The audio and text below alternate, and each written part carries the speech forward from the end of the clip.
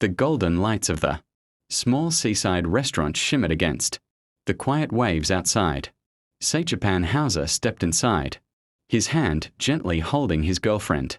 Elena's. Tonight was meant to be simple, no stage, no spotlight.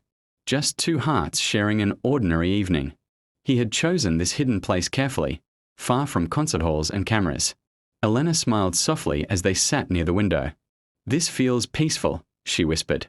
"That's all I wanted," Hauser replied. "Peace, and you." For a moment, he was not the world-famous cellist. He was just a man in love. The waiter approached with menus.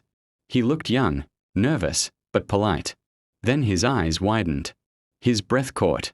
"Sir, are you Hauser?" Hauser froze. He had hoped, just for one night, to be invisible. Elena gently squeezed his hand under the table. "Yes," Hauser answered quietly. The waiter's face lit up with excitement. "Your music. It saved my mother during her illness. She listened every night." His voice trembled, not with excitement, but with gratitude. Hauser's worry melted into warmth.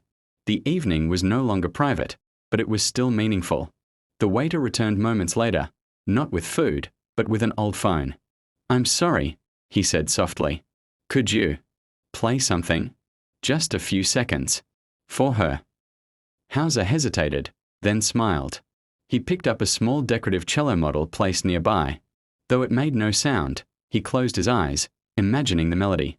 Elena watched him, not as the world saw him, but as she knew him. Not a star, not a legend, just a man whose heart spoke through music. And in that quiet restaurant, his evening wasn't exposed. It was shared. The restaurant grew quieter as the waiter stepped away, still holding his phone close to his chest like a treasure. Elena looked at Stjepan Hauser with gentle eyes. "You didn't mind?" she asked softly. Hauser exhaled slowly. "Sometimes I do," he admitted. "Sometimes I just want to belong to myself. And to you." Elena smiled. "You do belong. Fame only borrowed you for a while." Before Hauser could answer, the restaurant owner approached their table. He was older, calm, and respectful. "Sir," he said quietly, "please forgive the interruption." The waiter meant no harm. He lost his father last year. Your music helped him survive the silence. Hauser felt something deep in his chest shift. The owner continued. "He didn't expose your evening. He shared his gratitude." For a moment, Hauser said nothing. Then he nodded. "I understand." Dinner arrived. Simple food, warm and comforting. For the first time that night, Hauser relaxed completely. He laughed softly at Elena's jokes, watched the reflection of candlelight in her eyes, and remembered why he had come. But across the room, he noticed the waiter again. The young man wasn't staring now. He was working, focused, but there was peace on his face.